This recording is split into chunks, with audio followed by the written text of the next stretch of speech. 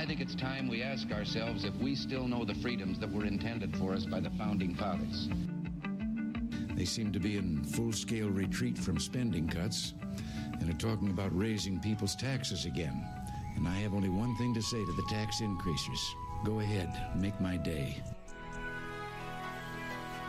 If we lose freedom here, there's no place to escape to. This is the last stand on earth. Those who would trade our freedom for security have embarked on this downward course. Whether we believe in our capacity for self-government or whether we abandon the American Revolution and confess that a little intellectual elite in a far distant capital can plan our lives for us better than we can plan them ourselves. Conduit News Radio with Paul Harrell is on now. All right, folks, welcome. Welcome to the program. Thank you so much for being with us. We really appreciate it on this, what is it, Wednesday? So it's, I mean, you've made it to Hump Day. You've made it to the middle of the week, but this is kind of the beginning of the middle of the week. I mean, you know, around noon today, I guess, for most people, it'll be the middle of the week. So you've made it. Kind of almost made it. Anyway, I mean, I've made it. Telephone number 870-275-9799 if you would like to contribute to the program. We have a good show for you today. Coming up at the top of the next hour, we're going to be talking with Rose Mims from Arkansas Right to Life. Now, the reason is because, and we talked to her, about a month ago or something, and she came on and we were talking about this play, Viable, that's coming to cities around Arkansas, right, in the month of September. Again, a play that deals with the tragedy of abortion, the truth presented in one act called Viable, hope, forgiveness, renewal, healing. We're going to be talking to Rose Mims about that because it is coming up sooner than you think. September 27th, 28th, 29th, and 30th in Springdale, Jonesboro, Little Rock, and Texarkana. So we will talk to her about that coming up at 7:05. Then, Pope County. Pope County, guys, let me tell you something. I mean, from what you hear in the media and what's being presented in the media, you would assume that everything is A-OK in terms of moving forward with gambling and a full-fledged casino in Pope County, right? Because you got the county moving, the JP's moving towards it, then you've got the city of Russellville, the city council now trying to say, no, we want to have a say. But from what I have been told, okay, what I have been told, the public opinion, that there are people in Pope County that are really not getting heard, and the public opinion they believe is still the same, that people in Pope County do not want a casino in their local community. Now, I mean, I just think we need to present the other side of the story here. So we're going to be talking with Larry Walker coming up at 7:33. He's very much involved in this on the legal side, and definitely is working with the citizens of Pope County that are still against this thing, that don't think that this level, that a casino would be a good fit, whether it's they just don't want it in their backyard or whether they just disagree with the vice of gambling in and of itself. We'll talk to Larry Walker coming up at 7:33 today. So, in the meantime, we have a lot of news to get to in this first hour. A lot of, a little bit of national news, but a lot of state news that's circulating around out there.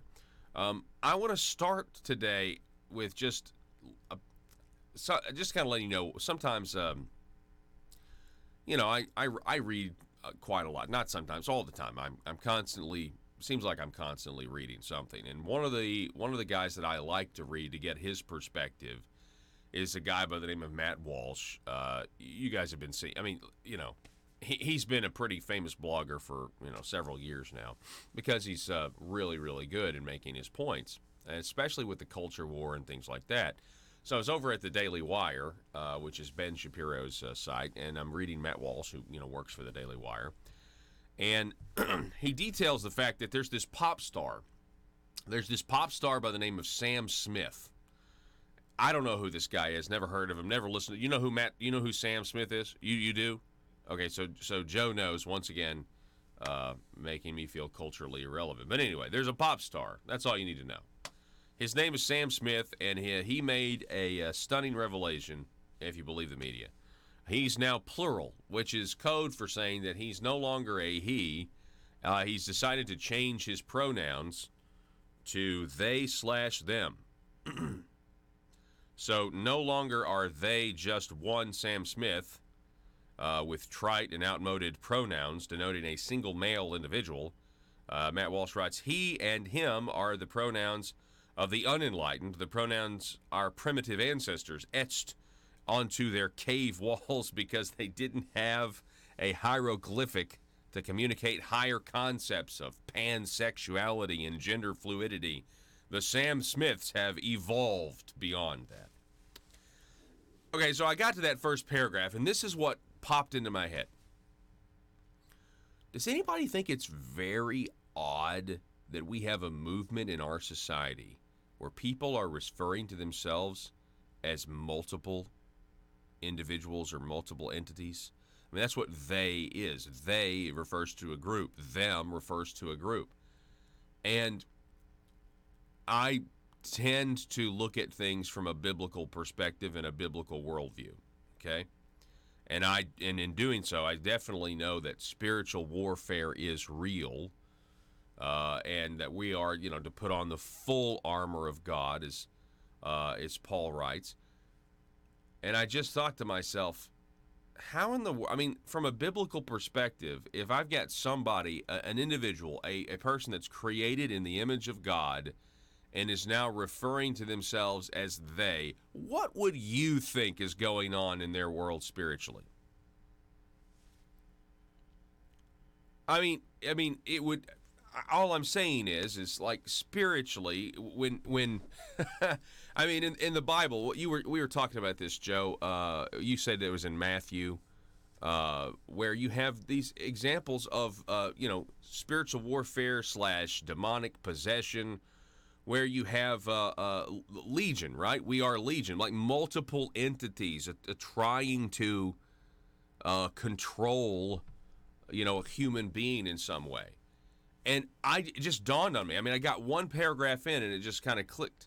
It's the same story in Matthew, but they actually make a statement in Mark. Okay, and they make a statement in Mark, but the same story in Matthew. Okay, but it just kind of clicked, and I was like, wow, we have a part of our culture now that's being promoted. It's like, and more people celebrate it when somebody decides to say, no, don't refer to me as words, and justify it however you want. Well, Paul, you don't understand but the difference between gender and sex. Gender and sex are two different things. You don't understand. Whatever. Come up with whatever man-made concept you want to explain it. But I refuse to buy into it. The fact is, you have people in our culture that are now saying, I'm no longer an individual, I'm multiple people. Okay, so take the biblical perspective out of it for a second, the spiritual warfare side out of it. Are there not secular psychologists that would be like, that would just at least ask the question,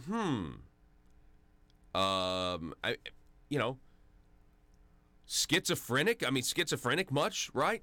I know this is going to be very controversial. I'm just saying, the phenomenon in and of itself, and then if you actually look, by the way, from a secular point of view, if you actually look at the amount of people who are in the gender questioning category who also suffer from mental illness. I was also reading a doctor last night that was saying, now he's going to get a ton of heat for this, but a doctor last night that was saying giving these hormone blockers to these kids is unethical. It's like, oh, well, duh.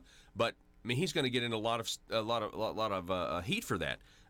Giving these hormone blockers, you're so young. There's actually not a psychological condition that you're treating, or essentially saying that the doctors are experimenting on you. They're not really sure what this is going to do to you long term. That these parents that are allowing their kids, like, I felt like a boy one day, but I'm really a girl. Oh, well, ding, ding, ding. You must know how you're going to feel the rest of your life. So we need to prevent your natural biological functions, your the body plan that your DNA creates and puts into motion. We've got to stop that. Anyway, I just think it was this whole portion, this movement. Now, obviously, what I have just said, I'm sure is extremely controversial, but all I'm saying is it's what dawned on me. I think it's fascinating when you actually just look at how they are no pun intended, they are characterizing themselves, and they're now saying essentially, I'm not an individual. I'm not he or she. And I know it has to do, they're going to say, no, it's about sex and gender and the different, and questioning and LGBT and all this other stuff. Now let me connect this to politics. Is it any coincidence, hear me, is it any coincidence that the left has devolved into a bunch of collectivists and groupthink who do not recognize the rights of an individual to assemble, to speak, to protect themselves?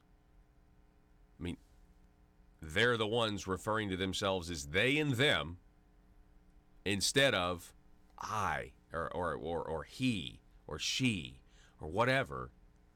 They're now changing the English, they're now changing what they want to be called, using the English language, using words that denote a collective, that denote what is required for totalitarian societies and collectivism and communism to thrive. Now, is that a coincidence?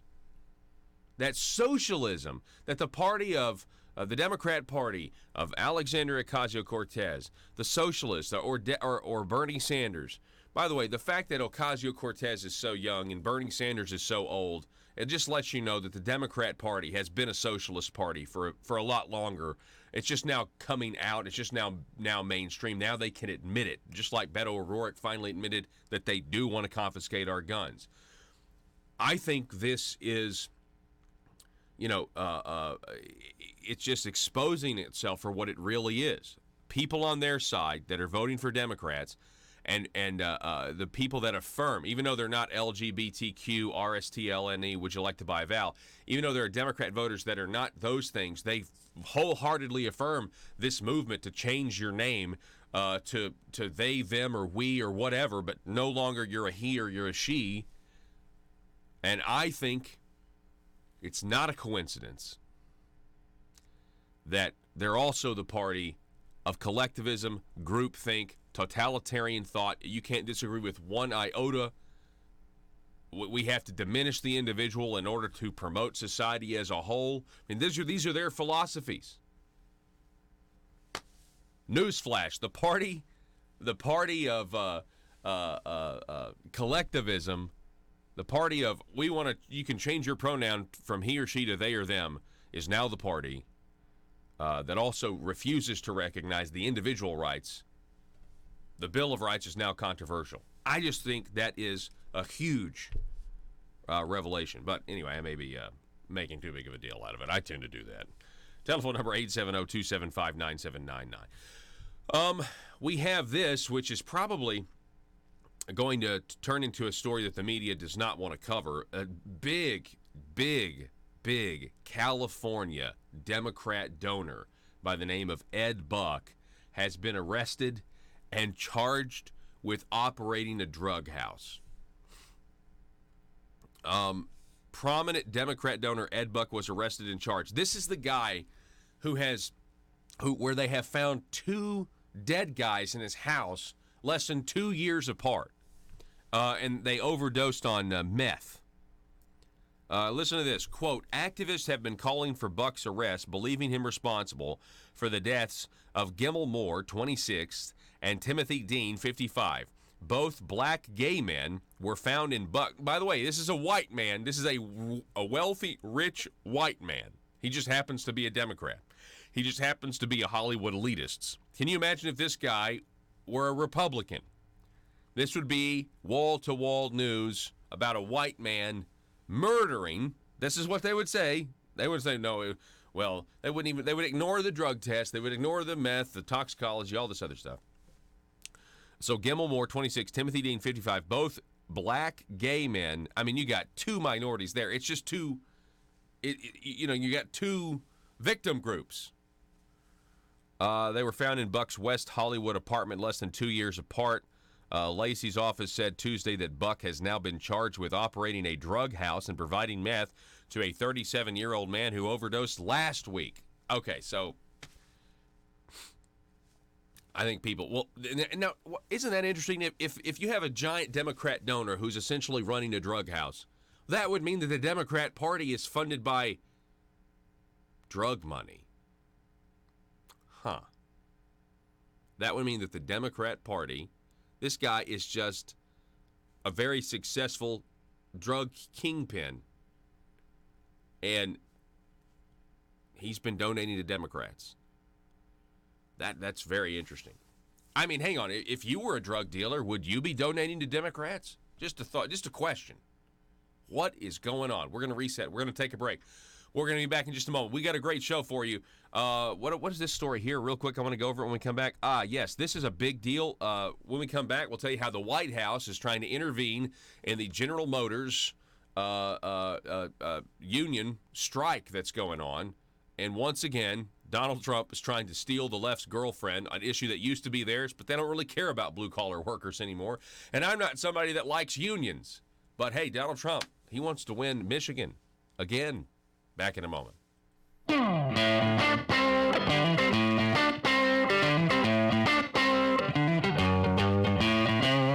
ladies and gentlemen, welcome back. Good morning to you. We got a special treat back on the line, back on the program. We have Dr. Warren Farrell back with us. He is, of course, the author of the great book, The Boy Crisis, Why Our Boys Are Struggling and What We Can Do About It. Dr. Farrell, welcome back to the program, sir. I'm looking forward to being with you again. Yes, sir. It's always a pleasure. I've got this article here in front of me, and, you know, this was, I guess, back on the 9th, so last week. A new law signed by California Governor Gavin Newsom is banning schools from suspending disruptive kids. What's your reaction to that? Well, it's a problem, basically, because on the one hand, if schools are really prepared to handle the disruptive kids, that's one thing. But that we're a long way and away from doing that effectively, and so if the disruptive kids go home, as was possible in the past, there's in all kinds of Arkansas, problems with every single hour there is a politician not getting what they want. For some, it's an absolute nightmare. The sleepless nights wondering if progress will ever come. Lying awake pondering how to grow government in this political climate. Asking questions like, why don't my constituents want to pay a few cents more in taxes? Everyday politicians feel abused and neglected. These politicians are starving for power. They're hungry, confused, and they don't understand why no one seems to care. Will you be a patriot and commit today to help these poor, starved for power public officials? It's simple. All you have to do is commit to stay silent and never dissent or stand in the way of your politicians' rise to power. Never speak up or get engaged to stop the growth of government. By committing to these simple steps, you will ensure the life of your politician will be filled with contentment and the respect they are desperately seeking, as well as campaign contributions from lobbyists. This message brought to you by Aristocrats Serving Arkansas. PHP Parody.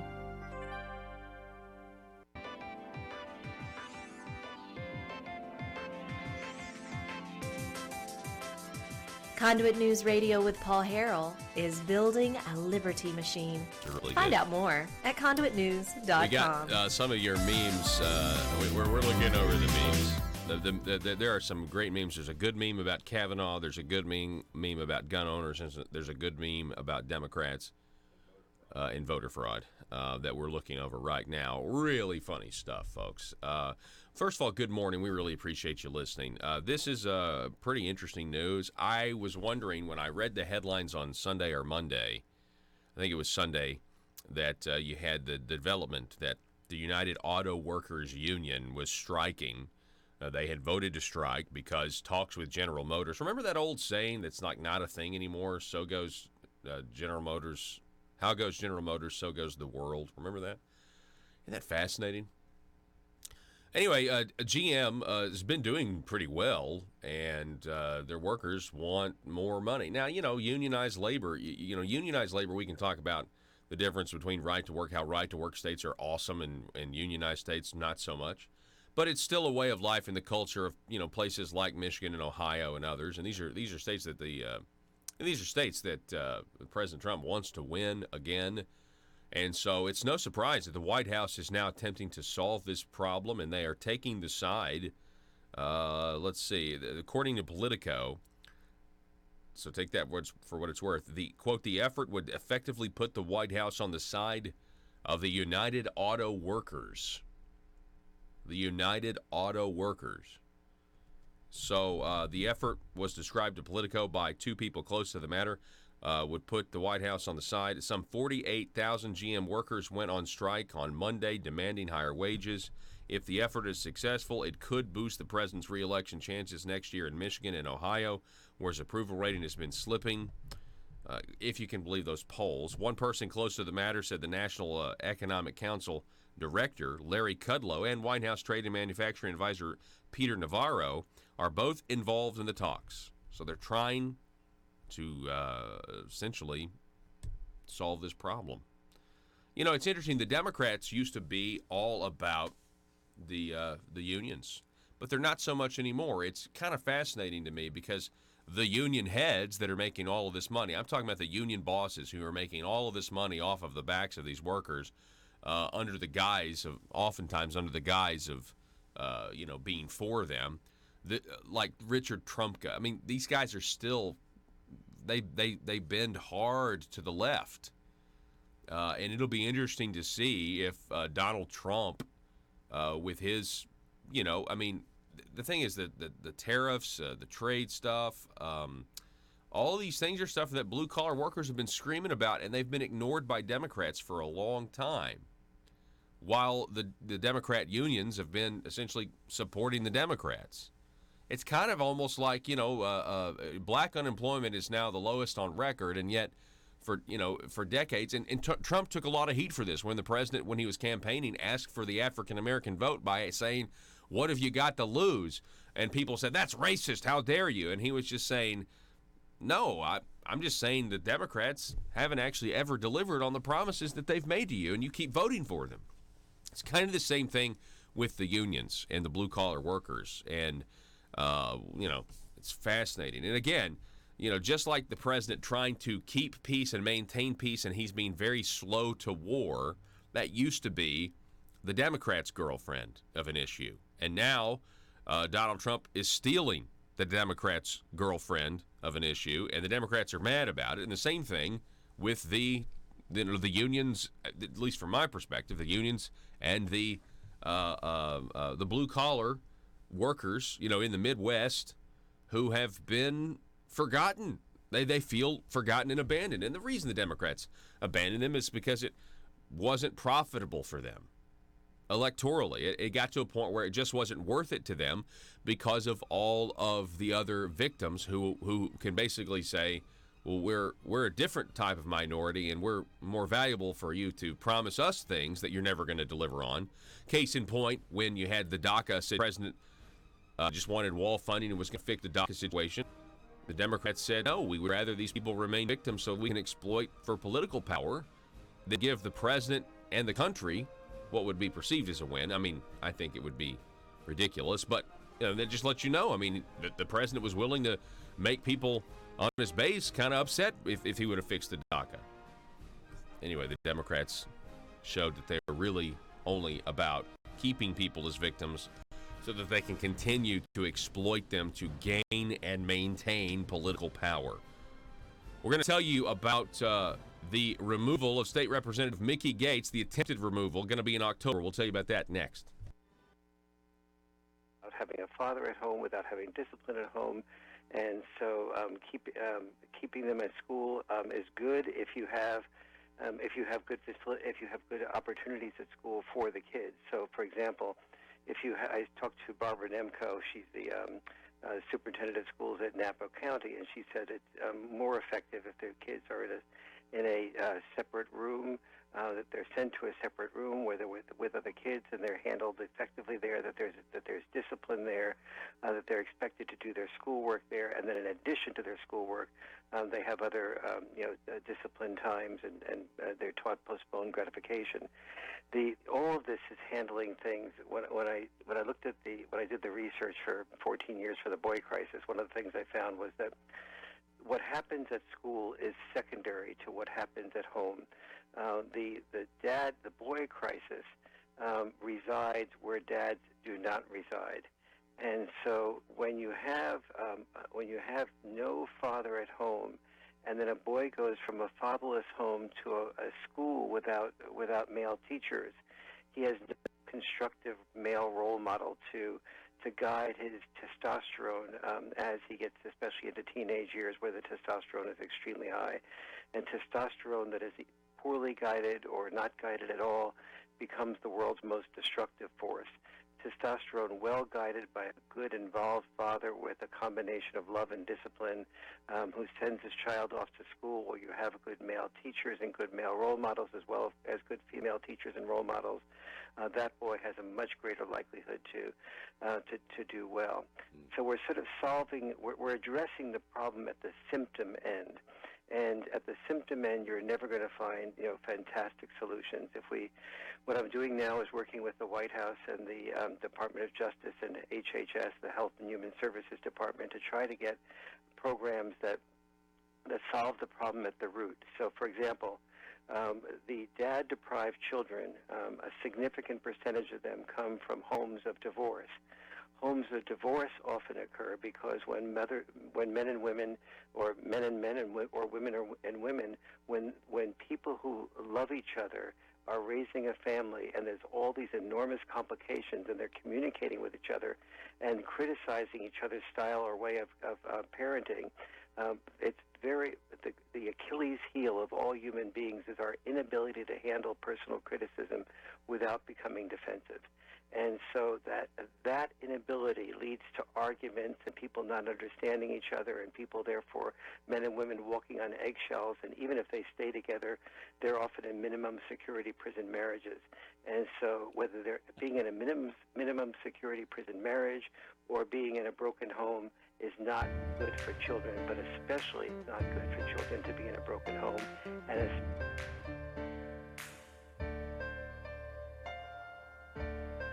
bringing you your daily dose of truth. It's Conduit News Radio with Paul Harrell. Here we go, 870-275-9799. Again, if you want to call or text, you feel free to do so. Sound off on our Facebook page, facebook.com/Conduit News. And if you want to support us here at Conduit, one of the easiest things you can do is go to the YouTube channel, Conduit News, and you want to subscribe. And then you want to click that little bell to receive notifications. It's one of the easiest things you can do. If you haven't done it, we would really, really appreciate it. Looking at some of your Facebook comments here. Anyway, just keep them coming. We're going over them right now. Back on that first segment when I was talking about the left changing their pronouns, from he or she to they or them. And I was saying it's not a coincidence that they're now the party of the collective. They're naming themselves like they might as well name themselves like I'm no longer he. Refer to me as the barbarian horde, please. Stacy writing, I agree with you, Paul. I don't understand the collective thought process. I don't want to be or think like everyone else. Yeah, I mean we're individuals. That used to be the defining characteristic of America. It was the whole point of trying to be free. It's the reason why it's the reason why we have a law that says Congress can't establish a religion or restrict what you can say or restrict you from being able to assemble or restrict you from being able to redress your government with grievances. I mean, that's the whole point. The whole thing is based around the idea that people have got to be free and they're free because they were created by God. And now we have people calling themselves they. And again, I can't help but go to the spiritual warfare side of things. You know, I think most of us, if they were talking to somebody and they were referring to them, you know, and it was they, and there were multiple people, you'd be like, what's going on here? So, Speaker of the House of the State of Arkansas, Matthew Shepard, has now set a date. For the expulsion of State Representative Mickey Gates. October the 11th, the House will convene and they will decide and vote. They need 2/3 to expel Representative Mickey Gates. Now, in this article by Hunter Field and John Moritz, we do get a little bit more insight into what's going on in the mind of State Representative Mickey Gates. Now, just so you know, I've reached out to State Representative Gates, and he is aware that he's welcome on this program anytime to come and tell his story. But I think he is, for whatever reason, he's declining to do that. But he is telling the Gazette a few things in response to questions. The only thing they'll be discussing on October 11th is the removal of State Representative Gates. Let's see here. According to the Gazette, they interviewed him by phone, and he maintained that he should not be expelled from the House. Okay, he's saying that I shouldn't do this. Now, his attorney is saying that the law they're going to expel him under is actually unconstitutional. And we'll see. Again, I told you a couple of days ago how awkward I think it would be if State Representative Gates gets expelled, challenges the law, runs for re-election, and then is back right where he was in the first place. House staff members said floor debate will be allowed when representatives consider the expulsion resolution, and Gates said he plans to go to the well of the House. So he will go down. Now, whether or not how much time they will give him, I don't know. He's quoted saying, "Absolutely, I will defend myself. I think they'll try to shut me down, but I hope they'll allow me to make a vigorous argument to defend myself." You're going to get a motion for immediate consideration, I think, as soon as he goes down. As soon as he starts to make any sense, if Mickey Gates has any evidence that makes the Department of Finance and Administration look bad, there's going to be somebody who doesn't like that, whether it's a Democrat or Republican, and they're going to stand up and they're going to make a motion for immediate consideration. And then that'll be a vote, and we'll see if that fails or not or passes. But I got a feeling they're just going to be like, listen, we've been told that the law is this, and you've got to go. They're not going to listen to how this happened in the first place. I don't think they care either. I just don't. I think the predominant political thought is they just don't want to deal with the idea of a sitting officer, a sitting politician who owes money, who the government says owes him money. They just don't want to mess with that. If you skip down here, so they're going to need 67 votes, by the way, out of the 100. They'll have a roll call vote, so that's good. So we'll know who voted which way. Matthew Shepard was unavailable for comment. And this is an interesting part of the article. Gates said Tuesday that he has spoken with a handful of representatives, but he hadn't made a concerted effort to plead his case to the House membership privately. Maybe if I was a smarter politician, I would spend more time soliciting members, he joked. Listen to this. This has to do with his plea. He pled no contest. Listen to what he said about his plea of no contest, that he actually eventually, under Act 346, his record won't be expunged. It'll be like it didn't even happen. It'll be expunged. It won't be sealed. It'll just be like you didn't do anything wrong if he completes the terms of the agreement. He said this, quote, Mickey Gates, I always assumed when people pleaded no contest, they were basically saying the charges were true. I would have never pleaded no contest until I read the Arkansas Supreme Court's rulings that said a no contest plea under Act 346 is not pleading guilty and shouldn't be considered a conviction, end quote. Interesting. He also said that he plans to run for re-election. He also said that his constituents remain supportive of him. He also said that the department, now this is where it gets kind of interesting to me, really interesting, that the Department of Finance Administration, he was, before he got arrested, he was trying to comply with what they wanted him to do. And he also notes that his work as a state representative, that the Department of Finance and Administration had opposed legislation that he introduced in the past, which would have prevented it, the DFNA, from auditing taxpayers beyond 7 years into the past. Quote, I was doing what the department wanted, what they said to be best, that I could, doing the best that I could, but they don't like the legislation that I introduced. So, I mean, is he suggesting that the DFNA went back on or was done negotiating with Mickey Gates because Mickey Gates filed a piece of legislation that they didn't like? Maybe they thought it was too self-serving. And let's see, towards the end here, this is where it also gets interesting. Gates questions the timing of his arrest and arraignment. He's suggesting here that the timing of his arrest versus the timing of his arraignment was done for political purposes. So he was arrested in Perp Walk. The media was tipped off.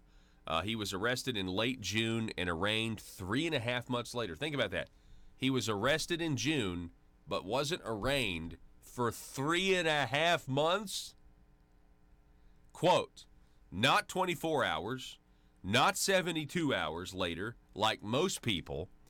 I was arraigned 10 days before early voting started. Isn't that odd? Yes, it is odd. It's very odd, because if the government was confident in their case, they wouldn't care about trying to hurt somebody politically. You know what I mean? And it's like, well, we got you dead to rights. You owe us taxes. It's almost as if they just wanted him to no longer be in office. Gates said the entire experience has been a nightmare for his wife, his family, his children, but the supporters have said they wouldn't blame him if he resigned, but he refuses to. He says, quote, Mickey Gates, everything will come to light. There will be a day of reckoning for me. So, we'll see what happens with State Representative Mickey Gates in this case. Again, Speaker of the House Matt Shepard saying the vote on his expulsion will be October the 11th. And we shall see. Did anybody see John Brummett's piece today in the Arkansas Democrat Gazette? John Brummett has a, I don't know. I mean, I live in a conservative bubble, but man, I do not understand leftists at all. I really don't. I just don't understand how they can. And some people might read John Brummett's article today, his, big liberal John Brummett. Yeah, you might read it today somewhat a centrist because he does criticize the New York Times. But it seems to me that he believes. I mean, he calls the Brett Kavanaugh situation, Brett Kavanaugh's sexual allegation debacle. But it also seems, he criticizes the New York Times as well. But he says that the real scandal here, listen to this, I can't believe this. This is just nuts to me. He says that the Republicans used an intentionally, back when they were really hammering Kavanaugh, before he was confirmed, the Republicans used an intentionally abbreviated review and secret FBI report to accuse Democrats of smearing Kavanaugh and thus fire up the right-wing base for the midterm elections. But the FBI should have never been hamstrung in that way, told to leave stones unturned and to quit in 5 days, no matter what. If you're looking for a real scandal involving the FBI, and everyone seems to be, the Trump administration's abuse of the agency in this affair would be it. Really? Okay. All right. Well, John, you're going to be real disappointed when all the facts come out about what those people on the left did and what they attempted to do in their attempted coup against President Trump and their spying and everything else. I mean, you're going to be very, very disappointed because all of it's coming out, you know. Now, Devin Nunes, by the way, on that, I don't know if you saw this. Everybody's waiting for this stuff to be declassified, except for liberals like John Brummett, who, you know, is a big Arkansas opinion guy.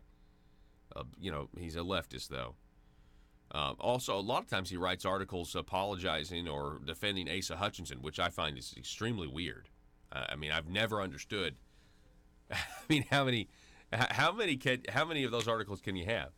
But it is interesting. Devin Nunes is hoping that the president or now the attorney general declassify as much of the FISA stuff as you can so that when the IG report is released, it's not all blacked out. Because if the IG report has found evidence but using classified information, then when the IG report is released, if the other stuff is not declassified yet, then we're going to get a document that's mostly, you know, redacted.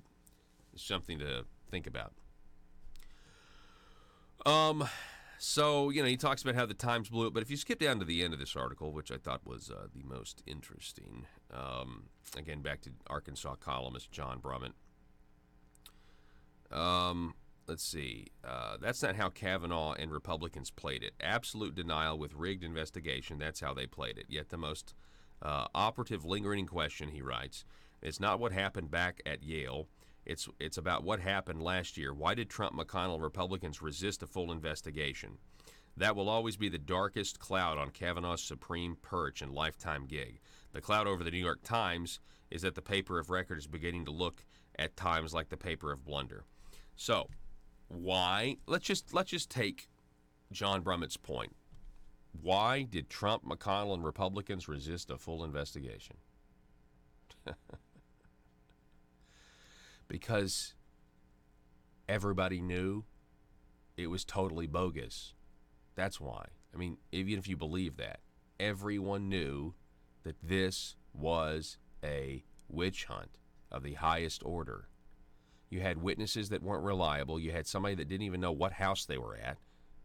Her story didn't match up. That's why. It's because people, I think, believe in the assumption of and the left. John Brummett's left. They were telling everybody that this guy doesn't have the presumption of innocence. So, I mean, that's why. Not to mention, let's just take the latest Kavanaugh stuff. And by the way, tomorrow on the program at 7 o'clock, we're going to be talking once again with Ryan Lovelace. Ryan is the author of a book called Search and Destroy Inside the Campaign Against Brett Kavanaugh. Okay? We're going to be talking to him again because this is all in the news. But I just want everybody to understand something here. This new guy who's behind these new allegations is named Max Stier. And Max Stier was the guy defending Bill Clinton in his actual impeachment hearing or impeachment trial. And Brett Kavanaugh was on Canada's Star special counsel, right? Not to mention this guy's a lifelong Democrat who's now saying he did his duty in reporting these investigations. But again, are reporting these allegations. And again, you got the girl who doesn't want to be interviewed and doesn't remember the incident. Fuel for the fire, right? And again, why are they doing this? They're doing this because either Ruth Bader Ginsburg is not looking too good, or I think Andrew McCabe may be indicted soon, and he lied, and they're not trying. Well, Brett Kavanaugh lied. You see my Monday podcast for that one. Okay, next up, talk business and politics. So we've got this situation in Saudi Arabia, and how's that going to affect gas prices here in Arkansas? How is that going to affect gas prices here in Arkansas? The United States and Arkansas motorists to see pump price spike after Saudi drone attacks, an analyst says. This was 12 hours ago. Guy by the name of Wesley Brown writing this over at Talk Business and Politics, okay? So they're saying that we may have an increase, right? Now, if you go to the Washington Post, which was written about that same time, let's see here, yesterday at 4:30. So yesterday afternoon, we hear this from the Washington Post. Headline, Saudi Arabia says oil output will return to pre-attack levels in weeks. Crude prices plunge 6%. Now, You notice how the president's positioned himself? He said, hey, we got all the oil we need here in America, so the attack on Saudi Arabia doesn't really affect us. So that's kind of a de-escalation, and he's saying, I don't, from what I can tell, he's saying, not necessarily going to retaliate, and if we do, we're going to retaliate proportionally. Okay, this is kind of making some hawks in the Republican Party mad, but once again, I don't think the President Trump wants to get drawn into a war in the Middle East. Again, back to gas prices, though, here in Arkansas. Arkansas, in 13 days, is facing a gas tax increase. I just want you to understand something. The Arkansas General Assembly voted to raise your gas taxes by creating a brand new tax on gasoline, a wholesale tax. They're taxing gas and diesel at the wholesale level. It begins October 1st. That's going to translate to 3 cents more at the pump with diesel, or with regular gas, and 6 cents with diesel. Okay. Now, I went and filled my tank up as an Arkansan on Sunday because the gas, the tax happened on Saturday. I was too busy watching too much, football on Saturday. But I went and filled my tank up. It had already risen, I think, 12, 13 cents. So I was worried about that. Do you think that the Arkansas General Assembly would have raised the tax on gasoline if gas was $4 a gallon earlier this year? Just an honest question. Do you think they could have done that to the people of Arkansas? Do you think they would have raised your gas taxes 3 cents and 6 cents if we were paying $4 a gallon, which would be a lot for us here in Arkansas? If we were paying $4 a gallon back in January, February, or March of this year? See, I don't think they would. This is just an example of how government works. They knew that our outrage would be diminished because gas prices were low. So they said, you know what, we better raise it now because you never know. This is the perfect opportunity. They're not going to mind. It's only 3 cents more, and gas prices are so low right now, and it's just, so we need to do it. Never mind the fact that there could be a war break out in the Middle East at any moment and send gas prices skyrocketing through the roof. It's just entirely frustrating to me when you actually listen, to the rhetoric and kind of get involved or try to speculate what's going on, what's the mentality of these people who are passing laws that we all have to live under. And in 13 days, Arkansans are going to be seeing a gas tax increase. It goes into effect October 1st of this year. We'll be paying 3 cents. But it might be more than that. Might be more than 3 cents because volatility in the Middle East.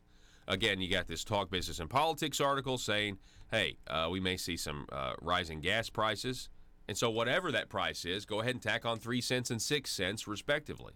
You also have Saudi Arabia saying, you know what, we think everything will be fine, because as soon as Saudi Arabia said that their oil output will return, crude prices plunged 6% upon that news. So it may be no big deal, but I just want you to understand there may be some of you tax and spenders out there that are perfectly fine paying more at the pump. Maybe you supported what the supermajority Republican legislature did, raising your taxes. Oh, it's to pay for roads, though. Well, we raised them here, we cut them here. We raised them here, we cut them here. But guess what? We're paying a $70 million net tax increase to the government in this first fiscal year alone. But it could be more than that if there's a war that breaks out in the Middle East. And all I'm saying is do people even think about this stuff? Do they think about us as folks who are trying to put ends meet on the table for our family? Or do they think of us as cash cows? And that, we need to wait for gas prices to be low so they won't be as upset about it. Because most people, like if there was a war that broke out in the Middle East right now and gas prices went to $4 a gallon and now we're paying $4.03 a gallon, I'll tell you about it. Other people will tell you about it. But most Arkansans, they're not going to know that 3 cents was put on by most people aren't going to know. There's just not a lot of coverage about what your politician is doing in your name locally. Let me know what you think about it. I thought it was interesting when I saw those two headlines together. 870-275-9799. We've got to take a break. Don't go anywhere. Back in just a moment.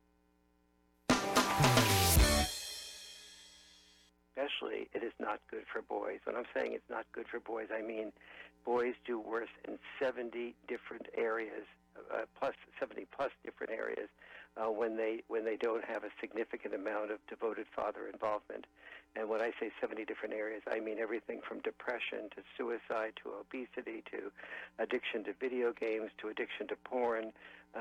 You name a parent's nightmare, and those are more likely to happen, not inevitable, but more likely to happen when there's a minimal amount of father involvement. So if you want to solve the problem at the cause end rather than the symptom end, we really need to pay attention to that cause, the divorce that leads to the children without dads. And if we want to stop the divorces and bring about good marriages, we have to have parent communication training and also children communication training in elementary schools, so boys and girls learn how to communicate with each other rather than bully each other in the case of boys usually, or do other forms of more subtle meanness toward each other in the case of girls usually. So I know we're talking with Dr. Warren Farrell. He is the author of the book, The Boy Crisis. I'm going to talk about that book and remind you about that book here in a minute. But Dr. Farrell, what you're essentially saying is that we've got to focus on the family, and that the family is breaking down. We're seeing it degrade, essentially, and it was the backbone, and I think still is, of our culture. It has to be. But, this article, again, Gavin Newsom on Monday signed a law that would permanently prohibit willful defiance suspensions in grades 4 and 5. You're wanting to tackle, the root of the problem, but I don't think there's a lot of, I think you saying that this is a family issue is the truth, but it may not be politically correct to say that anymore. Do you kind of get the feeling that folks in California would maybe say that this is not politically correct to suggest that this is why we're having a problem? Yes, my research does not say, do not go there, Dr. Farrell. That's politically incorrect. I try to go. I've gotten into huge amounts of trouble by just following what the research tells me, and then also what my experience is with, as I said, talking with Barbara Nemko as superintendent of schools in Napa County and other educators. There is so many people out there with a lot of experience, plus my own personal experience helping to raise children. I try to put all of that together and say, okay, what works? Now, let's say we have to take it at the symptom level, and the bill you're referring to is Senate Bill 419, and this is it does exactly what you say, and it does it in both public schools and charter schools. And that is also a problem because charter schools usually have fewer boys with significant problems. Their parents. Determined to drain the swamp in Little Rock, it's Conduit News Radio with Paul Harrell.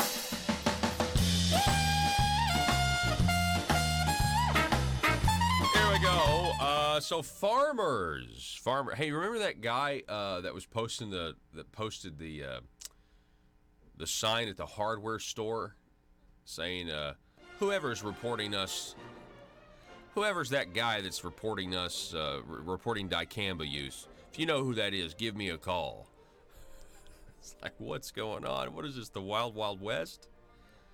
Anyway, so from April 16th to May 25th, all applications of in-crop dicamba products must be reported via the Arkansas Department of Agriculture's online registry within 10 days.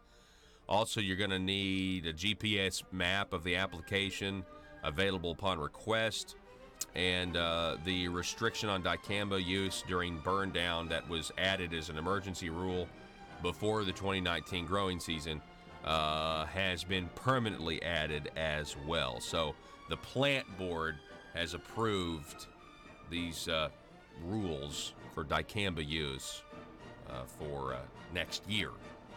Just if you were wondering. Broadcasting from the Baker Implement Studios. Baker Implement, serving you with 11 convenient locations. This is News Talk 101.3 FM and 12:30 AM KBTM, Jonesboro. Tend to be more involved. They tend to be able to be a bit more self-selective. But nevertheless, if you want to address the issue in schools, some of the best ways of addressing it are, number one, make sure you have a significant number of male teachers. And I don't just mean men like myself. I tend to be sort of a nurturing type of guy. But you need men who are like me. You need men who are more traditional men, like a firefighter or a construction worker, so that no matter what type of boy you have a boy who is who has a role model of a man that he can identify with, and I can identify with him, and give him a sort of a sense of purpose and help him redirect himself. We're improving with the vocational school level. The children that willfully act up, they tend not to be academically oriented. They're ones that are not comfortable sitting in their seats, taking notes, memorizing the notes, and feeding that back at the next test. But those boys are often very good at doing things. We've gotten better with vocational education, particularly in California, in the last few years, but we have a long way to go. And we saw the warning for this when Jerome Powell, the Federal Reserve Chair, looked at the future of economically, and he said the two biggest problems we have economically are cyber warfare and the crisis that our boys are in. Wow. And saying that this is going to lead to boys who do not have their energy channeled well through things like knowing how to do something that bridges the gap between their skill set and the challenges of AI, of artificial intelligence. This is what the schools need to focus on, is making sure that boys have the way of getting the skills to do that. One of the things I found doing the research for the boy crisis is that a lot of boys don't have an interest in academic stuff, but let's say physics and math and chemistry. But if you tell them that the highly paid welders, the ones that get well over $100,000 a year, they know enough physics and enough chemistry to be able to be sophisticated in their welding and get the higher paid jobs. When a boy has a goal in mind, if I do this, I can be a welder, he's far more likely to get his act together and study the physics and the chemistry in order to be a good welder. So boys are very goal-oriented as a rule, especially boys that are not academic boys. Boys want to achieve and they want to have purpose. But if you don't have the school, if you have the schools totally focused on college educations, that is good for many boys like myself, but it's not good for boys that are not academically oriented, and we've been failing to address those boys, not only in vocational education, but in recess. Boys need to be physically active before they learn. Yes. And the Centers for Disease Control has found that when boys and girls, interestingly, are engaged in recess, the times engaged in recess and physical activities are actually more productive for studying effectively for a test than additional minutes of studying for a test. So studying is helpful up to a point, but beyond that point, being physically active and stimulating yourself to be receptive to new ideas that you're learning actually comes from a significant amount of recess integrated with the studying. I mean, as I listen to you talk, and I mean, I get the feeling that you believe that, having the strong traditional masculine presence in our society is the backbone of our society. Again, politically incorrect thing to say. What do you think how do you respond when I use the phrase toxic masculinity? Yeah, a very complex response that I have to that. So there are aspects of masculinity that can become toxic when boys bully each other, when they are sort of constantly exaggerating. But the mistake that feminism has made is to associate that toxic masculinity with male privilege. That toxic masculinity did not come from male privilege. It came from male sacrifice. Throughout every generation has had its war. And with each war, the parents and the society has sort of made boys into heroes if they prepare to be disposable in that war. In order to be or be disposable in the house.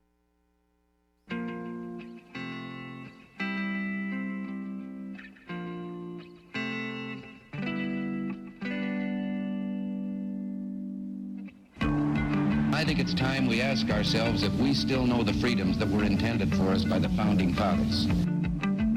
They seem to be in full-scale retreat from spending cuts and are talking about raising people's taxes again.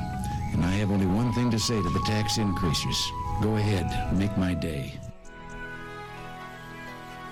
If we lose freedom here, there's no place to escape to. This is the last stand on earth.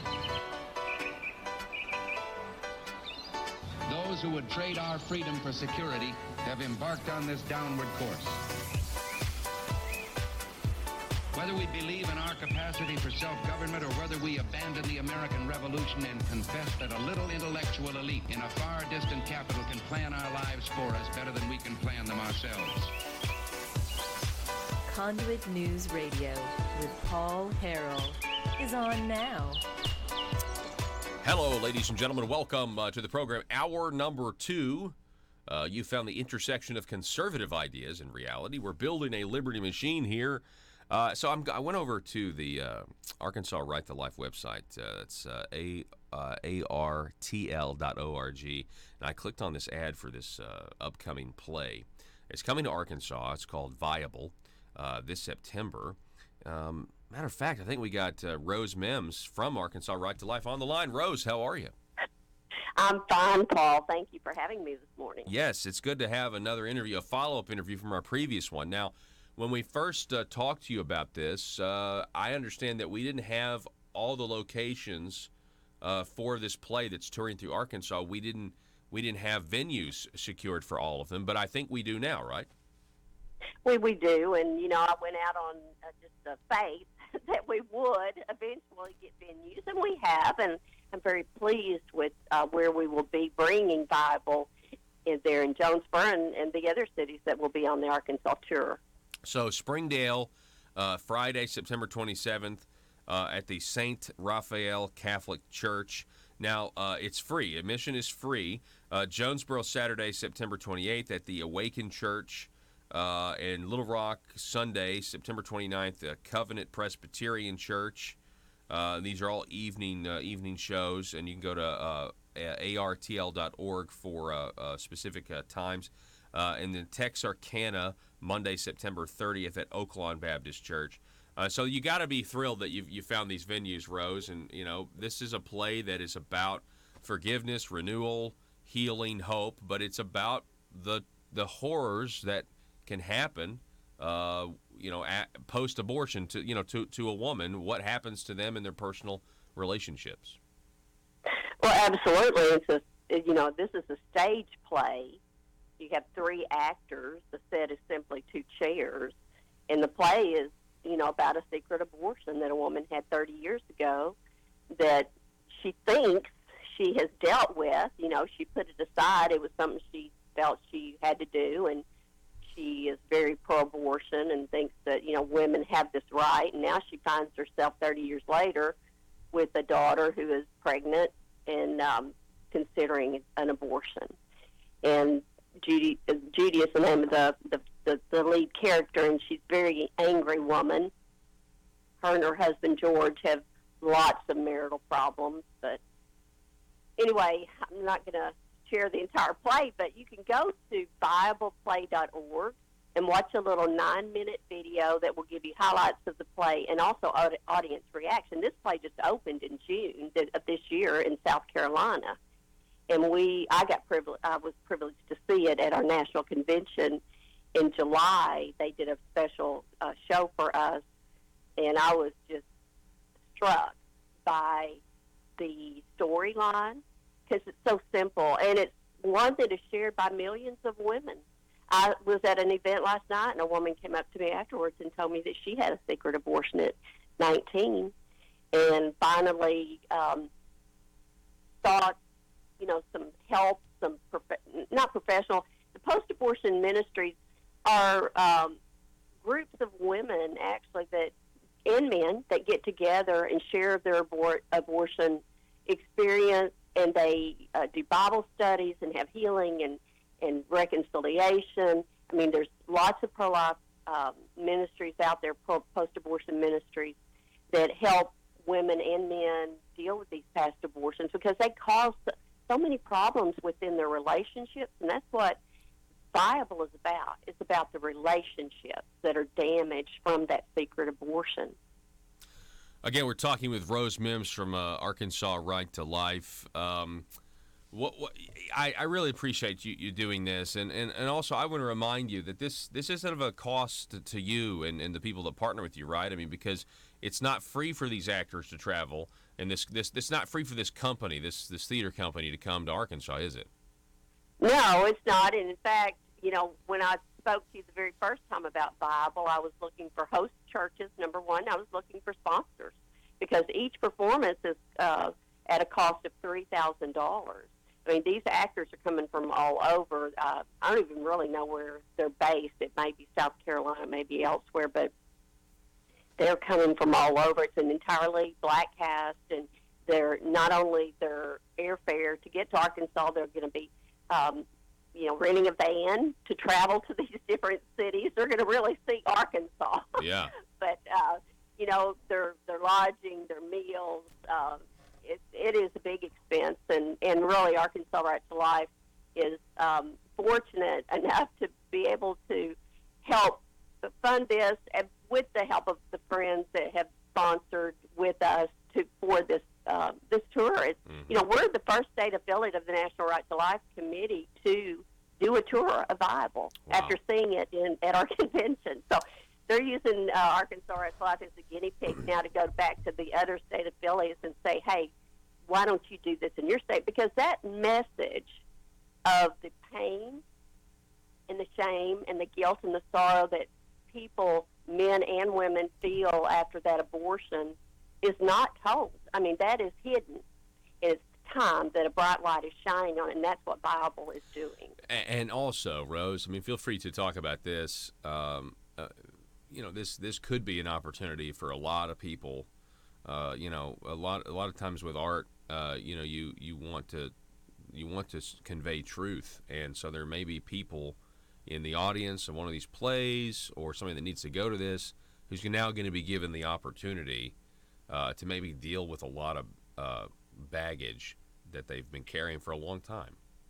Right, and that's what we hope. And, our society has taught us, at 46 years of legal abortion, that it's a choice. And you go on with your life, no problem. Well, that is not the truth. And Bible tells the truth about an abortion decision. And so many women do hide it for 30 years or sometimes longer before they seek help maybe for another issue in their life, another problem they're having, like Judy did with her marriage. She was having lots of marital problems, and come to find out, a lot of it dealt from that abortion. She was just angry that she had to make that choice. And we will have post-abortion materials at our table at each performance. We'll have people there that would be willing to talk with anybody that wanted to talk. Because that's what happens when you go to these pro-life events. Somebody, it almost never fails, somebody will come up to me after and share their secret.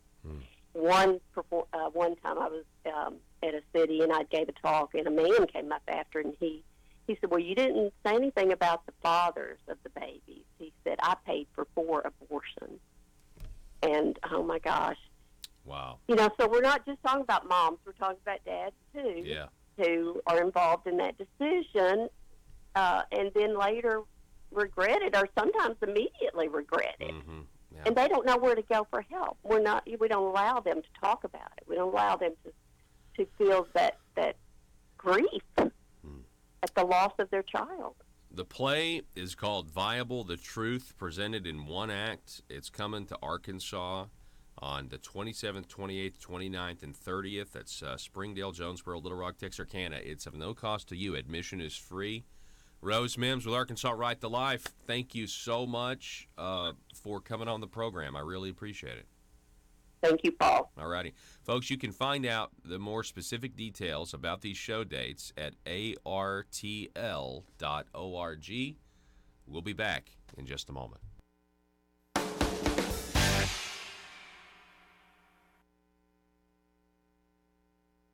Hazardous jobs in the workplace, the firefighters and the construction workers diet. Construction workers in the United States die at one per hour in the United States, and so we prepare boys to be disposable as a definition of masculinity.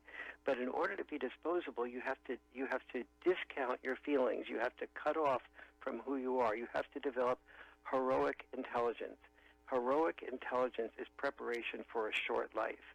It's in contrast with health intelligence, which is preparation for a long life, which both physically and then emotional intelligence, which is preparation for being able to deal with the subtleties of human emotions, to express your own emotions, but not to take them too far, to be other-centered as well as self-centered. Those are things that are all important skill sets. Throughout all of human history, we have focused in the development of our sons on heroic. Bob Maloney here with a developing story from ASA News The Parrot. China is coming to Arkansas. We go live to the press conference where the Communist Chinese executive is addressing Arkansans for the first time. Let's listen into the translator. On behalf of the government of the People's Republic of China, we invite you to come and visit the newest named city in Arkansas, China, Delphia.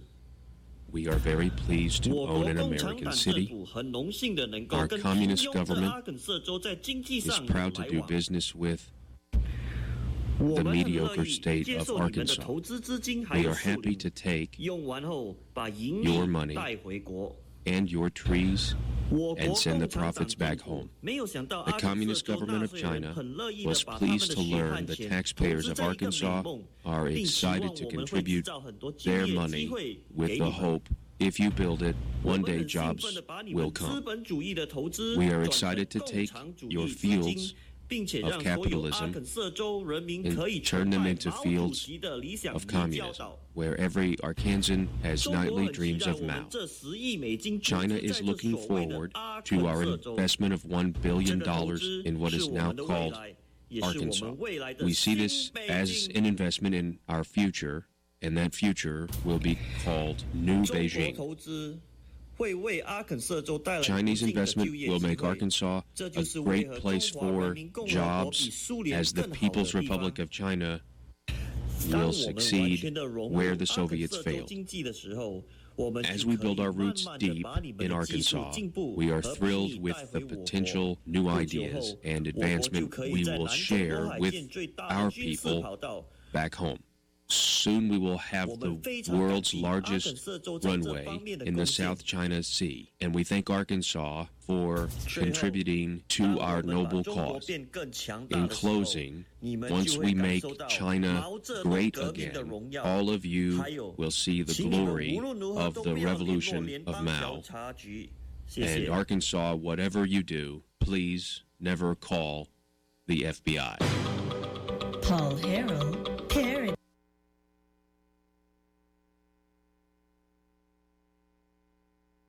Exposing the truth and everything the Marble Palace establishment keep trying to cover up.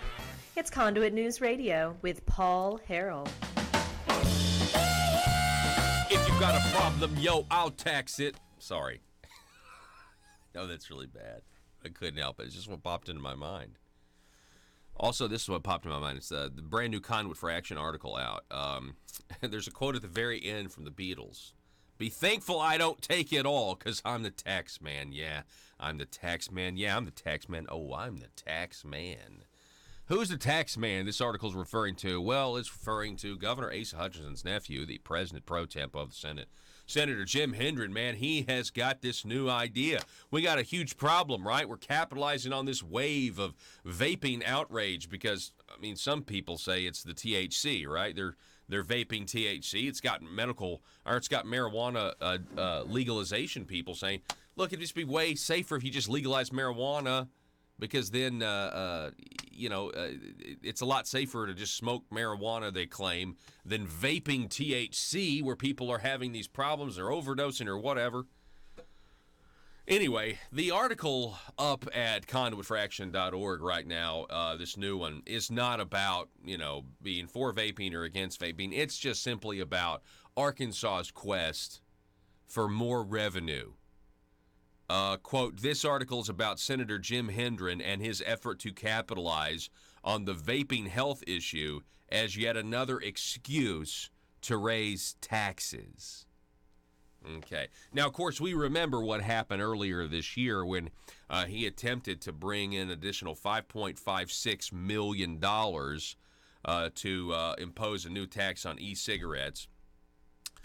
And of course, now this new bill is trying to tax e-cigarettes, this new proposal, at 68%.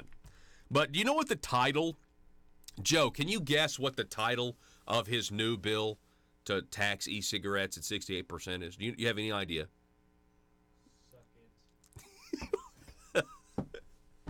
Well, no, that's not the title, but that would be really funny. That would be really honest. The actual title of the bill, quote, an act to create the School Safety Act. Oh, he's for school safety. Nothing in there about tax increases. Just an act to create the School Safety Act. Okay, well, that's weird because Arkansas already prohibits the purchase of e-cigarettes if you're under 21 anyway. I don't think, and right now, I mean, you got to be 21 to smoke cigarettes. They just fixed that for us this last session. I don't think we have a whole bunch of 21-year-olds going to high school, do we? No. No. What's happened is Jim Hendren, is now taking an unpopular issue of a tax increase and combining it with a emotional pain point politics issue of, if you don't support my tax increase, then you're against security for your kids at school. This is apparently the only way we can govern in this state now, is to just take an unpopular issue to raise money and pair it with something that you're going to shame people into voting against, or shame people if they vote against. So Hendren has wrapped his tax increase idea in the flag of school safety. Because this is a section of the bill, quote, Department of Education, some of the money will be used by the Department of Education to fund school safety improvements, security equipment, security personnel, mental health counselors for students with an addiction or other mental health issue. Now, it's a note, that doesn't mean that any of the money will actually go to increase the money that schools right now spend on school safety, because they could just take the new money and take what they were spending on school safety and spend it somewhere else. I mean, it could just be a shell game. But, I mean, let's not let facts get in the way of what's really going on. I mean, people are emotional about this, or they will be. Let's see. Nor does it mean your school will see any of the new tax money. The Arkansas Secretary of Education will set the rules, and those rules could provide school safety grants. So this is not a new thing. Earlier this year, Jim Hendren wrapped his cigarette bill in the flag of school safety, right? Something that it'll be harder for Republicans to oppose. It was easy to oppose his earned income tax credit because that's not a conservative idea. It's what the liberals have been trying to do for a very long time. Now he's wrapped his tax on e-cigarettes in the flag of school safety. If that doesn't work, what's next? An e-cigarette tax wrapped in the flag of caring for kittens and puppy dogs. More practically, just to make this an extreme point, what if Senator Hendren wrapped his e-cigarette tax increase into an anti-abortion law? How you gonna vote against that? It's for the kids, No, this should be two separate bills, but they don't want to do it that way because it'll make it, they take an unpopular issue of a tax increase and they put it with something that's emotionally they think is going to resonate. It's no way to govern I don't think anybody, honestly, I don't think anybody, if you're just an average person out there watching what government does, this is not a way to govern your people. This is a way to confuse them. Another article, or another quote from this article, but don't expect Senator Hendren to divide the bill. Why not? By combining the two separate issues, it gives legislators more excuse to vote for the bill. Some legislators will claim they voted for the bill not because of the tax, but because of vaping restrictions. Others will say they voted for the bill to raise money for school safety, but didn't like the restrictions or taxes in general, but I like school safety. And if you think that, we're joking on this, there's a great screenshot here. Senator Bob Ballinger, already on Facebook, he's testing this message. Now, he posts the link to the 5 News article. Senator Hendren of Gravette drafted a new bill that would allow vaping to carry the same restrictions as cigarette smoking. And he says, I would like feedback from my constituents. To start with, I hate all new taxes, even taxes on vices like e-cigarettes. I also understand that there are people using vapes to get off cigarettes, and I wouldn't want to make that transition harder. But I also support finding money to help rural schools with security, and I understand that we have a problem with kids vaping. What do you, my constituents, think? Now, in general, it is a positive thing for any state representative or state senator to ask their people what they think about an issue. But you understand the conundrum that politicians are in. It's being articulated right now. It's a conundrum. Well, I'm going to be asked to vote on this.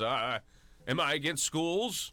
Am I against safety? Am I for taxes? It's meant to do this on purpose. And it's really a shame that this is how Arkansas's leadership continues to behave, because they've already done this to us before, right? Act 822, internet sales tax, okay? That is something that gets passed on to us. That's what we're going to pay. All right, we're paying more money because when we shop on the internet now, right? We have the gasoline and diesel fuel tax we just talked about last hour.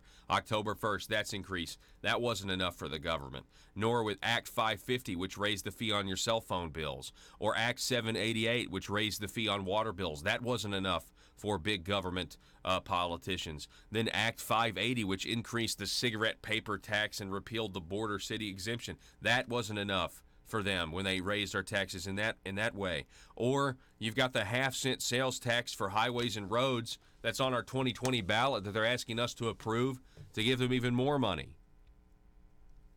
Think about this. Senator Hendren wants a tax on e-cigarettes and wants to use the tax money for some purpose. Any old purpose will do. I mean, how much can we possibly be? How much more can we be taxed? Now, Lane Jean, State Representative Lane Jean, let the cat out of the bag in the Arkansas Democrat Gazette article yesterday. He said he doesn't want this money to be used for school safety.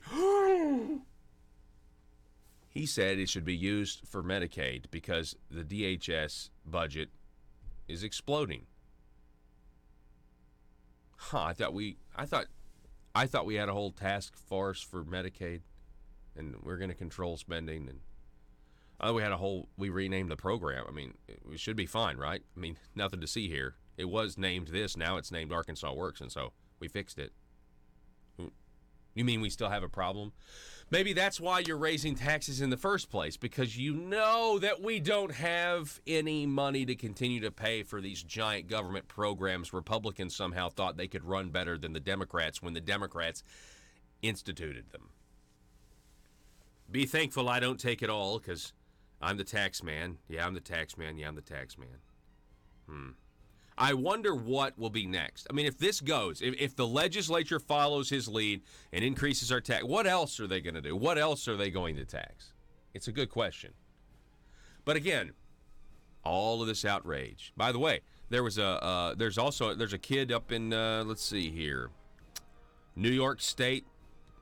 New York State has now banned flavored vaping.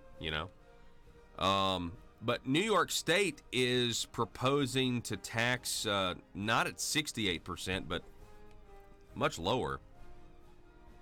Let me see if I had this. This was a Zero Hedge article. Yeah, New York State is wanting a 20% tax on vaping products Arkansas's Jim Hendren wants a 68% tax on vaping products. Think about that for a second. New York State wants to tax at 20, but we're going to outdo New York. Of male heroic intelligence, we are not speaking German under Nazi rule. We have been saved from enormous amounts of crime. We have the fires in California have been put out by the firefighters, who are well over almost 100% males in the voluntary area, and about 95% males in the ones that go up there to fight the fires. And so we have an enormous gift that heroic intelligence brings to the country. But we have to say, when our sons are 8, 9, 10 years of age, do we want to be pushing our sons into doing things that are where they get purpose and they get to be called hero and they get the social bribes of the culture by calling them, by having them risk their lives? Or do we want to open our sons up to a wide variety of options, multiple senses of purpose that are more matched toward their personality, and not shaming them if they don't become a Marine, Of course, but also and that type of thing. Well, So but it also comes back to a dad. I mean, if we have a lot of broken homes with no fathers, a lot of times, you're taught by your dad how to behave, how to be a man. Exactly, and here is the challenge, and it's a very subtle challenge. When children are brought up predominantly in mom-dominated homes with minimal or no dad involvement, the child is usually protected very well, nurtured very well, and the mom says, "Sweetie, you are really good at music, or you're really good at being an actor, or why don't you go ahead and pursue that?" However, what the dad tends to bring to the family table is discipline, and he brings that discipline through enforced boundaries. And so the father is far more likely to, father and mother will set boundaries the same way. They'll both say, "You can't have your ice cream until you finish your peas." But moms will and the kids, of course, will challenge that and try to have as few peas as possible before they have their ice cream. Moms then tend to, especially in a divorce situation, feel guilty about being divorced, feel the child's under a lot of stress, and say, "Okay, I'm not going to get into a big argument over a few peas. So I'll tell you what, sweetie, you have a few more peas and then you can have your ice cream." Dad is far more likely to require the child to finish the task. And so the child who's required to finish the task, to finish the peas before she or he gets the ice cream, is far more likely to develop postponed gratification. The children with postponed gratification are able to complete their dreams. They're able to rehearse for the play, rehearse for the drills that are needed for football or for basketball, and to finish their homework without getting distracted. Those are the boys and girls that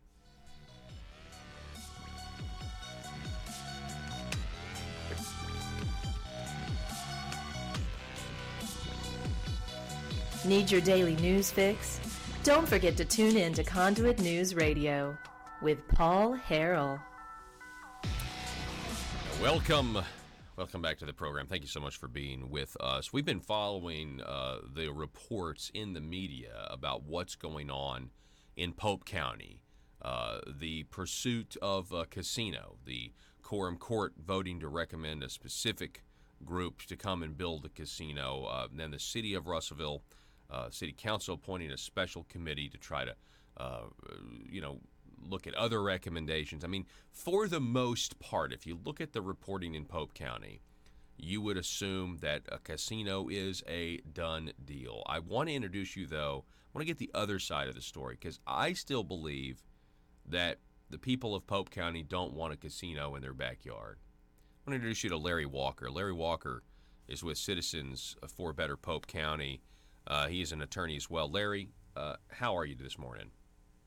Hey, Paul. Thanks for having me on today. Well, honestly, I wish I didn't have to be here talking to you with what's going on, because I wish it wasn't an issue, but it really is, and the people of Pope County are really having something shoved down their throat, and it's really sad that public officials are allowing it to happen, and we're hoping we can get it stopped. So you still think the majority of the people there are against the casino? Absolutely. I think what's essentially happened is there's some people that are losing some hope, and so that dialogue for them is changing to, well, I guess if we're going to have one, then this is what we're going to do. But really, they just need to know that they don't have to have one. The Constitution allows them that way out. So talk about this. There seems to be a legal battle ahead where, there was that referendum where Pope County said, we're going to have another vote on this if Amendment 100 passes. Amendment 100 does pass. So there are there some of them under the opinion that they don't have to follow the ordinance that was passed because the right to a constitution is now in the Arkansas or the right to a casino is now in the Arkansas Constitution? Well, evidently that's what our quorum court thinks, or some of them, not all of them. But there were 8 of them that voted in that direction, and encouraged by the county judge to do that, and they kind of came to that conclusion that way. They chose to avoid the current law that's on the books to have that vote for the local county, and press on in the guise that, well, the local ordinance is unconstitutional and we have to have one under the statewide constitution. So what is next? I mean, how do you stop it? I mean, how do the citizens stop it? What is Citizens for a Better Pope County doing to stop this? Well, right now we're in the middle of 2 lawsuits. We're in the middle of a lawsuit in Pope County that challenges essentially that question, the validity of the local ordinance, and it being constitutional. There's also an aspect of that that's challenging essentially the due process for the people of Pope County, that the people of Pope County legally have a say in what goes on, and that was taken away from them by their officials, and so now they don't have a say. And it was done by the officials having private meetings, discussing stuff without public notice, coming to essentially a $38 million buyout with the Cherokee Nation,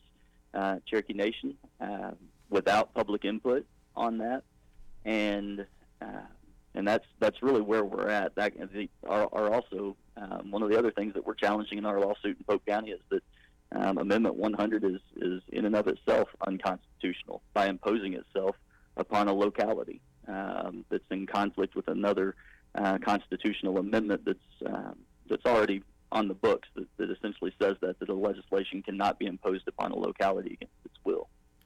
Well, that's exactly what this is. I mean, I live in Craighead County. I mean, I voted against this, but the fact is, if I voted for it, that's kind of weird. That's messed up that I'm going to be able to tell other people who are living in a different local government, in a different authority, different jurisdiction, I'm going to have a say in what they have to put in their backyard? Yeah, absolutely. And that's kind of what we've argued from the beginning on this deal is, if let's say, the state of Arkansas just wants to go ahead and we just want to have one statewide garbage dump, and we're going to say that, Pulaski County, you're going to get this garbage dump, and we're going to bring all our trash to your county. We're not going to put any of it in our county anymore, and we're all going to vote as a state to do that to you. And you're going to have to accept it whether you like it or not. And that's essentially what this did. How much do you think local officials are really just tempted by the sheer amount of money that they think is going to come in, the tax dollars? How much essentially government's revenue is going to grow, government's going to grow by bringing a casino in? I think that's a big lure for, in any politician in any stages, when you've got money involved, those dollar signs speak. And I'm not speaking personally and saying somebody's personally getting paid off here, but when they can look like they've just done something really tremendous for their constituents because they're bringing in these dollars, whether it's good dollars or bad, they think that that's a big appeal. So that, part of this, they're building the county jail. They're gonna I can't remember all the stuff that's in that $38 million agreement, but they're giving money essentially to every school district in Pope County except for Russellville School District, which is ironic. And Russellville, the city of Russellville, also is not listed in their $38 million agreement. They got left out of that. conspicuously. What's going on with that? Like, can you speak to that? I mean, why was Russellville left out, and why now the city council push? What's the dynamic there? Because I mean, I have no idea. Paul, it all reeks, and I don't know all the details, and I think that's part of the issue. Is the people don't know exactly what has happened there. There's a lot of rumor and speculation around it. There's been a lot of rumors that have said it's just vindictive because the city of Russellville, the mayor, had ran on the platform that he was not going to sign a letter of support, and he held by that throughout the process. So when it came to this piece, the city of Russellville was going to annex in that piece of property to try and get some of the tax revenue out of that, and then they were told they were going to get bonded out of that property so that they could not get revenue even if they annexed it by the county. That there was some vindictiveness in that. The county judge has gone on record now and said that no, he's included Russellville, just not directly, because he has included a county jail. And the county jail, Russellville's the biggest user of that county jail in Polk County, and he's including a convention center as a part of this project that Russellville has had that they've been saving up with a 1-cent sales tax for the last 10 years for a convention center. So he's essentially done that for the people of Russellville, and that's just honestly, that's just a big front on that 1-cent sales tax. Essentially, what has happened there is that if they go ahead and go forward with that, with the casino and put that in there, the city of Russellville will not be able to use their 1-cent sales tax they've been using or saving up for the last 10 years to build this convention center, because that is designated funds, and there's really no way to pull that money back out and get it back to the people of Russellville who've been saving for that convention center. And so essentially it's actually undermining the process of Russellville and the money that Russellville has been putting away for 10 years. Wow. Man, it definitely seems there's a lot of moving pieces. It all seems very complex, and I know I'm not making any specific allegations, but anytime something like this gets this complex, there's always opportunity for corruption. So we need to be watching out for that. We're talking with attorney Larry Walker, representing Citizens for a Better Pope County. I have another question to ask, and I'm not from Pope County. I've spent some time in the area. It's a lovely place. Has there been any discussion about whether or not this could hurt the enrollment in Arkansas Tech? And the only reason I say that is if I'm a parent and I'm leaving my kid in college, leaving them, they're going off to college, I'm going to leave them there. And I know the casino will say, no, we'll have strict, you won't be able to get in unless you're 21. But come on, we all know what can happen. Has that come up at all, that this might actually deter some people who don't want their kids around that type of vice or that type of environment even? I haven't heard a lot regarding that. I mean, I definitely would be. I've got four young kids, and I don't necessarily want them in a community that's going to have this stuff going on. I mean, goodness gracious.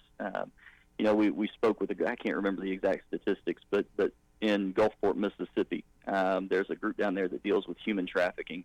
And they talked about just being on that I-10 corridor and the casinos that are there in Gulfport, the Gulfport area. They talked about their statistics before a casino came in and then after, and it was something like a 4 times increase in the amount of human trafficking incidents after the casinos came through. And I'm thinking, my goodness, do I want to send? I've got a little girl. Do I want to send my girl to this college that is right down the street? Literally within a mile, 2 miles of this casino, knowing that that's the kind of activity that goes on around there. That's just not something that I know that I think I would want to do. Mm-hmm. Yeah, you're exactly right. I mean, it's not just the vice; it's the environment that comes. And look, I'm sure that the Cherokee Nation is going to, they're probably going to say, it'll be a better environment. It won't be like typical. A typical casino, but come on, man. I mean, we know what kind of goes on at casinos and things like that. Well, go ahead. Absolutely. That bothers that kind of rhetoric has been going on all around this process. That there is a small minority of folks that are really advocating for a casino, and they keep saying this. Well, this is Russellville. That's not going to happen in Russellville. We'll be like this. There's often such and such place, and it doesn't have those statistics. We'll be like that. Well, to say you're going to be the exception to the rule on something like that, with no pun intended, that's one big bet to place, because you're playing with some pretty against some pretty bad odds on something like that, and to risk that kind of thing, whether it be human trafficking, whether it be alcohol addiction, whether it be gaming addiction, and those kinds of things. And even, the vast majority of real estate associations around the country will tell you that the first, 7 to 10 years look pretty good real estate-wise in an area that brings in a casino. But after that 7 to 10-year mark, it just plummets in real estate values. So to say that we're going to overcome that in Russellville and beat those odds, and beat those statistics that happen across the country on this stuff, just seems a little bit ridiculous and a little bit naive to think that we could beat that. You mentioned the secret meetings. Can you go into a little bit more detail? Because from what I read, the reports, some of the accounts, seems like we have some of these officials confirming, we met in secret. Absolutely, and they've pretty much said it. And even in some of these quorum court meetings, I've got the transcript from Judge Cross at the last one when he responds to a lady named Anna Stieritz. There were some comments she made at the end, and he basically says there's nothing wrong with us meeting in private with an entity who's wanting to give private funds. Actually, there is a problem with that. You can't, those funds affect the entire community, and those funds are essentially buying a letter of support to get them a license here. That is absolutely for the community to know about, and you can't meet with them, and you can't just make that decision arbitrarily regarding those funds. When you hear like Justice Caleb Moore gave a big speech the night that they voted for this, essentially justifying why they should issue that resolution for the letter of support to the Racing Commission, and he said, I've got 5 or 6 quotes pulled out where he says, "We discussed this, we talked about this, we looked into the law, we did all this kind of stuff," and it begged the question, when did we, the quorum court, ever have that authority to do that without a public meeting or a public notice going out? It's pretty clear that it happened. So yeah, absolutely. Wow. Larry Walker, Citizens for a Better Pope County, appreciate you coming on. Is there anything the rest of us can do if we're not in Pope County? I mean, what do you guys need to try to represent the majority of people who don't want a casino in their backyard? Honestly, I think that, for us, the dialogue, having the dialogue out there that this isn't a done deal. Until a judge says, they based their entire decision and discussion on August the 12th based upon their opinion of what the law was without a judge actually weighing in. And so until a judge weighs in on what the law is, people need to know that there's still hope for Pope County, that Pope County does not have to have a casino under Amendment 100. And then also, as people, if they feel led to do so, these legal fees are going to get to be it's ridiculously expensive, honestly. And anybody that's willing to contribute to that to help us out with those legal fees would be greatly appreciated. All right. Is there a website, or if they wanted to give, what do they do? They could go send a message, go to Citizens for a Better Pope County Facebook page, and they can private message us there. Okay, so go to Facebook, Citizens for a Better Pope County, go from there. Larry Walker, I appreciate it, sir. Thank you so much for your time. We appreciate the truth. All right, Paul, thank you. All righty. Ladies and gentlemen, the telephone number 870-275-9799. That is a really convoluted, messed up situation. It has been from the beginning.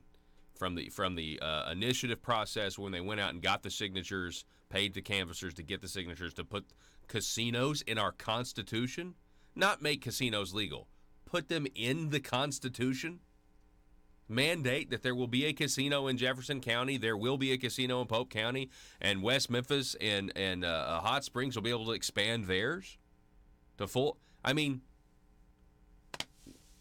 So if that situation in and of itself was messed up, and then you have the citizens saying, you know what, we want to pass a separate referendum that if Amendment 100 passes, before the local officials do X and approve anything, we've got to have a separate vote. And then they just ignore that because they think they've got the legal high ground? I have the high ground. Don't try it. Anyway, we're going to take a break. Don't go anywhere. Back in just a moment.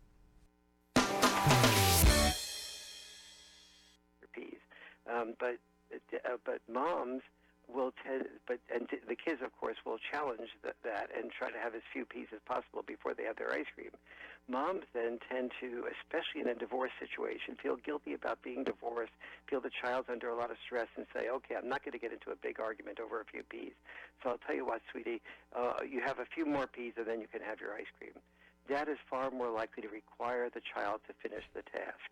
And so the child who's required to finish the task, to finish the peas before she or he gets the ice cream, is far more likely to develop postponed gratification.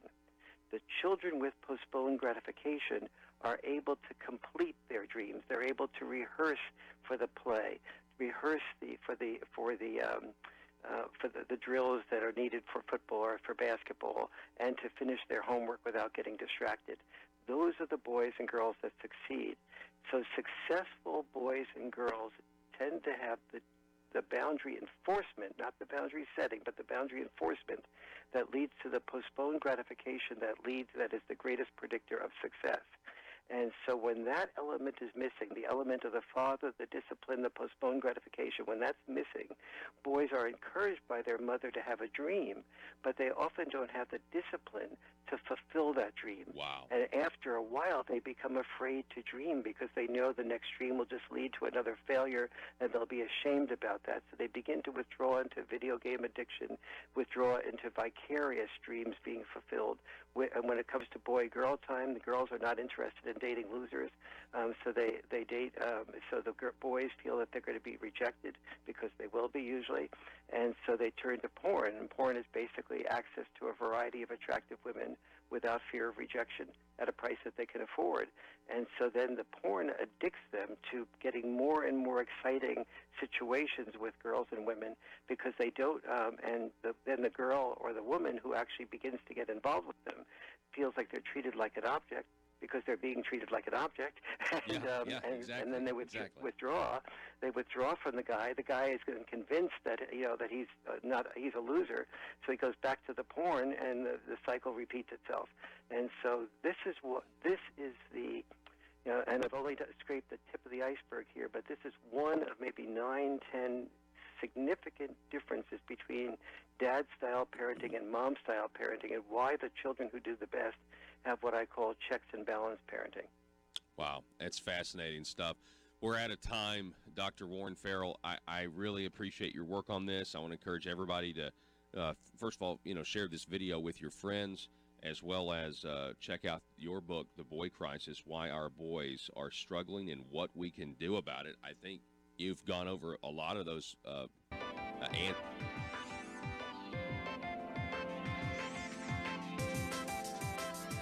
Conduit News Radio with Paul Harrell is building a liberty machine. Find out more at conduitnews.com.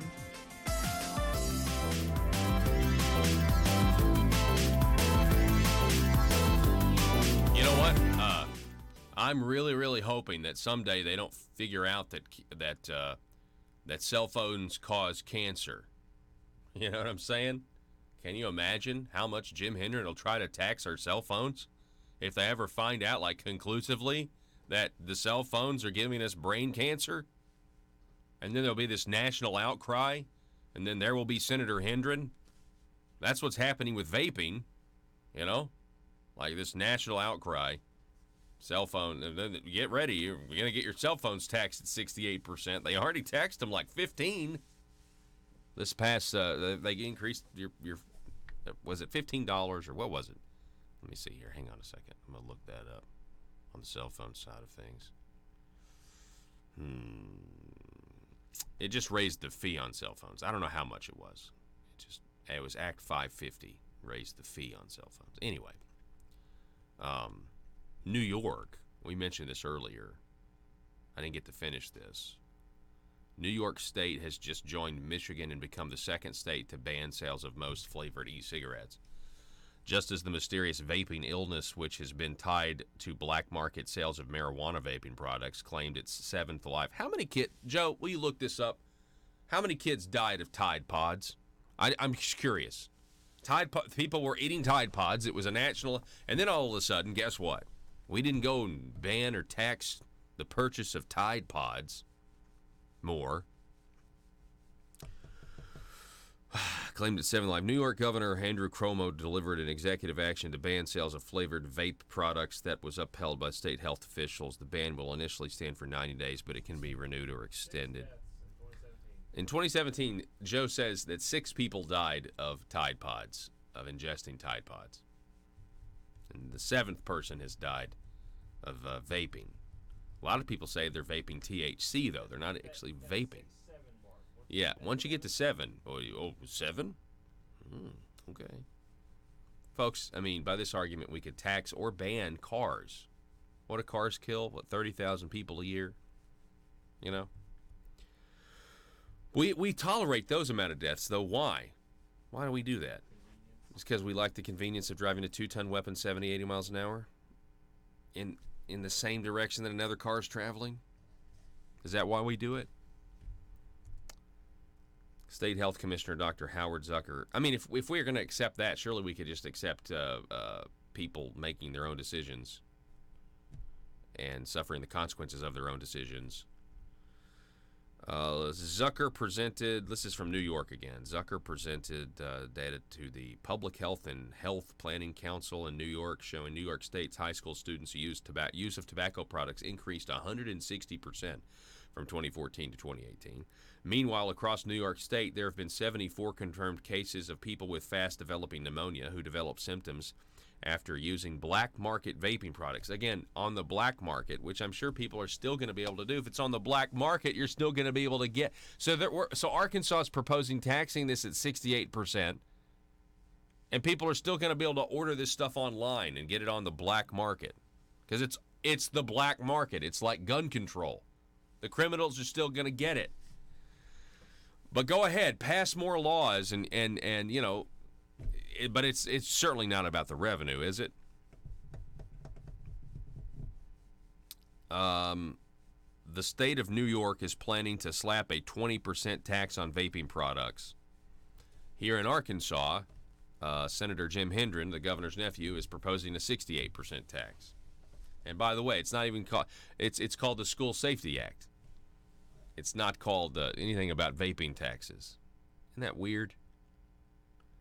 Well, I guess what's weird is the school safety aspect in the reports, in the Gazette report, the school safety aspect was like barely mentioned. It was like, the money will go to school safety or something. Maybe it'll go to Medicaid. Is what Lane Jean said. Maybe it'll go to Medicaid. But the headline was, Senator acts to save us from ourselves, save us from vaping. But the bill itself talks about school safety, doesn't mention vaping, the title of the bill, rather.